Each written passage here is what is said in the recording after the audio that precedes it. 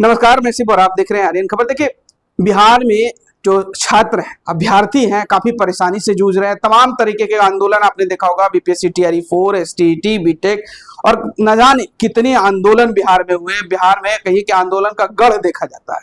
कोई भी वैकेंसी आने से पहले सड़कों पर उतरना पड़ता है छात्रों को, और कोई वैकेंसी पूरा कंप्लीट करवाने तक सड़कों पर ही रहना पड़ता है।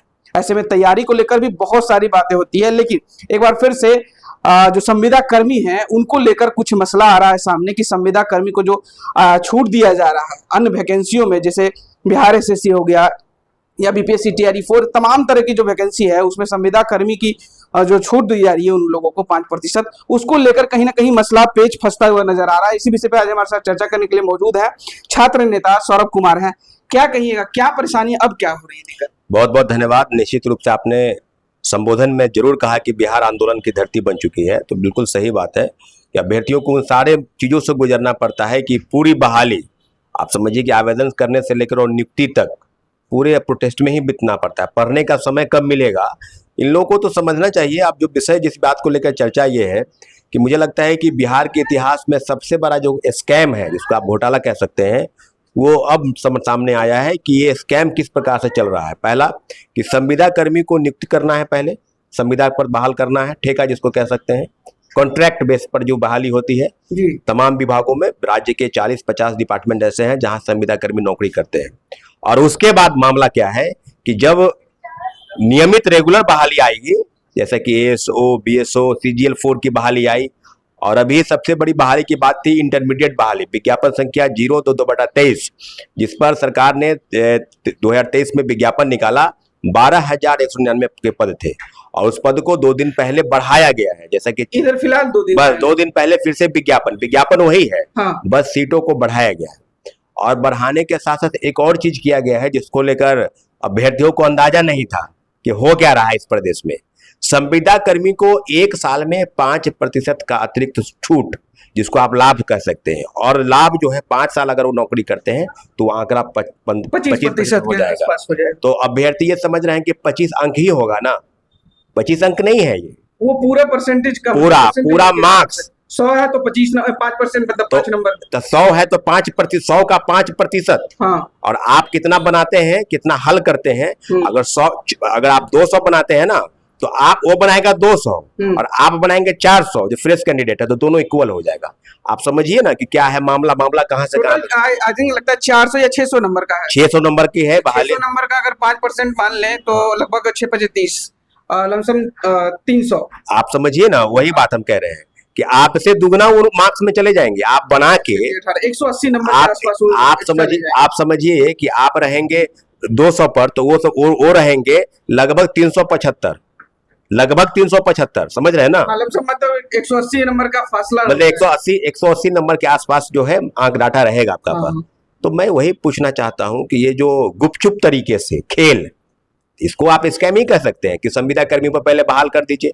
और संविदा कर्मी पर कैसे बहाली होती है, कोई छुपा तो नहीं हुआ है, खुल के बताना है तो खुल के बताइए कैसे होता है। पैसे पर बहाली होती है भाई, कॉन्ट्रैक्ट पर बहाली पैसे पर होती है। कई फाउंडेशन बने हैं बिहार में, उर्मिला फाउंडेशन, बेल्ट्रॉन आप ही की संस्था है, सरकारी है। और सर भाई कितना मार्क्स लाए, तो तुम जितना भी लाओगे उससे ज्यादा उसको हो जाएगा, बस उसको अपीयर होना है परीक्षा में। 5% का अंक। इसमें दिक्कत क्या है? जैसे ठीक है, संविदा कर्मी तो बिहार के ही लोग हैं, तो बिल्कुल बिहार के लोग हैं। हम संविदा कर्मी से हमारी लड़ाई थोड़ी है।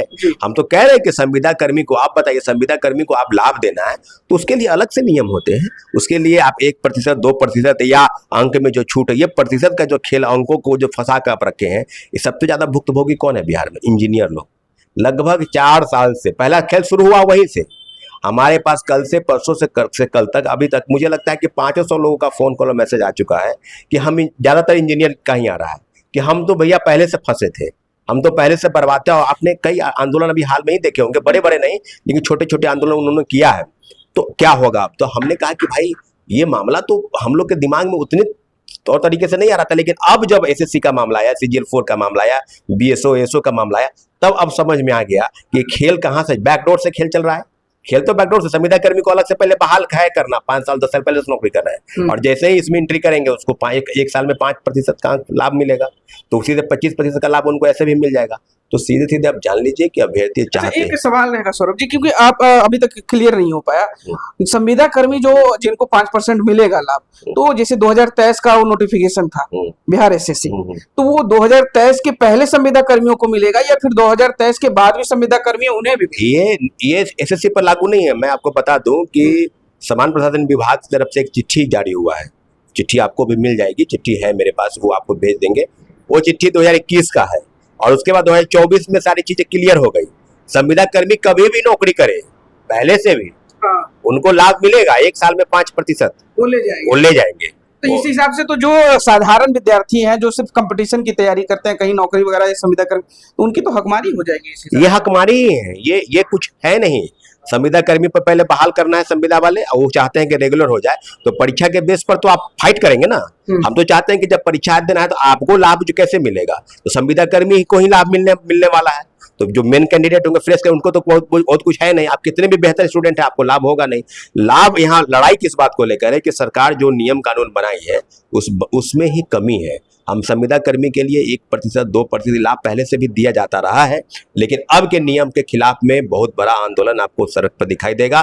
पहले बीएसएससी पूछेंगे कि जो नियम कानून बना है बीएसएससी पर लागू हुआ, वो कैसे लागू होगा। तो चीजों को अलग अलग तरीके से दिखाने का प्रयास भर है। सारे लोग, चाहे वो इंजीनियरिंग के छात्र हो, चाहे बीएसए को हो, चाहे सीजल 4 के हो, चाहे इंटरमीडिएट बहाली के हो, सब लोग एक जगह जमा होंगे और अभ्यर्थी कह रहे हैं कि बहुत जल्द, तो मैं समझता हूं कि 2 अक्टूबर के बाद इसकी घोषणाएं हो जाएगी और भारी संख्या में ये काला कानून जो इस प्रदेश में चल रहा है बैकडोर से बहाली के तहत, इसको बंद करना। कौन लोग हैं वो लोग? आप तो आरटीआई भी लगता है, आरटीआई का एक फाइल वगैरह शो कर रहे थे, तो आरटीआई क्या मतलब उसमें क्या निकला? हमने आरटीआई से आपको अपने कई जगहों पर इंजीनियरिंग के छात्र ये हैं कि वो मार्क्स लाकर वो उतना ही रह गए, और जो संविदा कर्मी वाले हैं उससे आपने कहा ना कि 150 मतलब आप 150 से लेकर 200 अंकों का फासला उसमें बढ़ गया।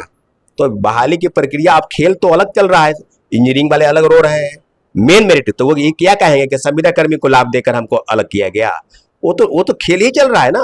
वो तो बैकडोर से पैसा बहाली लेकर संविदा कर्मी को पहले बहाल करना है, और उसी संविदा कर्मी को लाभ देते हुए अलग से बैकडोर से उसको। जो सरकार रोजगार देने की बात कर रही है वो दरअसल में रोजगार कहीं पहले से ही मतलब फिक्स है। अब आप समझिए ना कि संविदा कर्मी का आप गणना करते हैं ना भाई कि प्रत्यक्ष और अप्रत्यक्ष, तो नौकरी आपके द्वारा ही दिया गया, उसकी गणना तो आप कर ही रहे हैं और उसको फिर आप लेके आ रहे हैं। तो जो आप वहां से हटा रहे हैं उसको गणना नहीं कर रहे हैं कि 1 लाख लोग को। आप बताइए, जो टीचर थे उनको प्रशिक्षण दिया गया, आपको नियमित किया गया, तो आप अलग अलग तरह के नाम दे रहे हैं सक्षमता परीक्षा लेकर। तो नाम वही है, शिक्षक बने वही, और सक्षमता परीक्षा पास कर गए तो बस विशिष्ट शिक्षक नियमावली, बिहार राज्य नियमावली जो शिक्षक नियमावली बनी, उसमें क्या है कि आप परीक्षा जैसे ही देंगे सक्षमता परीक्षा तो आप विशिष्ट शिक्षक बनते हैं। बिहार में 4 तरह के शिक्षक हैं। नीतीश जी वाले पहले लालू जी की बहाली हुई थी, वो अलग। जो नीतीश जी बहाली किए पंचायत प्रतिनिधि के तौर पर, ठेका पर जिसको कह सकते हैं पंचायत प्रतिनिधि, वो अलग। डिग्री दिखाओ नौकरी पाओ, उसके बाद रेगुलर बहाली हुई, और उसके बाद अब चला ये वाला बहाली बीपीएससी टीआरई। तो 5 तरह के शिक्षक हैं, बीपीएससी टीचर, नियोजित शिक्षक, तब विशेष शिक्षक, और जो पहले वाले शिक्षक है। तो 5 तरह के शिक्षक इस प्रदेश में है, और फिर भी शिक्षा की व्यवस्था वही है, खेल वही चल रहा है। तो ये जो काला कानून है, इसके लिए हम लोग सड़क पर उतरने जा रहे हैं। आपको हम आपके चैनल के माध्यम से हम अभ्यर्थियों को आगाह करते हैं कि भाई सचेत हो जाओ, जो काला कानून है, नहीं तो फिर इसी तरह से बैठते रहोगे, 200-300 मार्क्स आरटीआई लगाते रह जाओगे, उम्र खत्म हो जाएगी, कुछ होगा नहीं। खिलाफ एक बार फिर सड़कों पर। सौरभ जी, आपसे एक पर्सनली रहेगा सवाल। आप काफी दिनों से मतलब छात्रों की आवाज उठाते रहते हैं, तो क्या आप भी इस चीजों से जूझ कर मतलब इस तरीके से अभी प्रिपेयर हैं? बिल्कुल हम जूझते हैं। हम ऐसा नहीं है कि हम चीजों को नहीं समझ रहे हैं, हमने भी सब चीजों को देखा है। छात्र भी हैं, हम परीक्षाओं को देते हैं, चीजों को समझते हैं, भली बातें समझते हैं। हमने सब इंजीनियरिंग मैंने भी किया है, हम चीज़ों को बिल्कुल जानते हैं कि कैसे खेल चल रहा है, डाइवर्ट होता है। लेकिन बात यह है कि जो प्रदेश की जो मेरिट है, जिसको मारा जा रहा है, मेरिट वाले लोग दर की ठोकर खा रहे हैं। जो बैकडोर से खेल चल रहा है, खेल करने वाले कौन लोग हैं? ये कौन लोग हैं? ये है कौन? ये नियम कानून को ताक पर रखने वाले। हम तो कह ही रहे हैं कि आप संविदा कर्मी को लाभ दीजिए। हमारी लड़ाई संविदा कर्मी के साथ नहीं है, लड़ाई उस काला कानून के खिलाफ है, जिसमें बड़ा वर्ग जो नौकरी से वंचित होने का डर है, वही वर्ग है, और जिसको नौकरी से वंचित किया जा रहा है। लड़ाई यहाँ पर है और मकबूल जवाब मिलेगा। बड़ा प्रोटेस्ट आपको दिखाई देगा, इतना बड़ा प्रोटेस्ट होगा, मुझे लगता है कि बिहार के इतिहास में उतना बड़ा प्रोटेस्ट आपको दिखाई नहीं देगा। बहुत बहुत शुक्रिया सौरभ जी। तो अभी आप सुन रहे थे छात्र नेता सौरभ कुमार को। आपकी क्या प्रतिक्रिया इस वीडियो को लेकर हमें कमेंट में जरूर बताइएगा। जो इन्होंने बताया कि जो आने वाले दिनों में इनकी तैयारी है, छात्रों की तैयारी है सड़क पर एक बार फिर से उतरने की और इस मांग को पूरे अपनी ताकत से सरकार तक पहुंचाने की।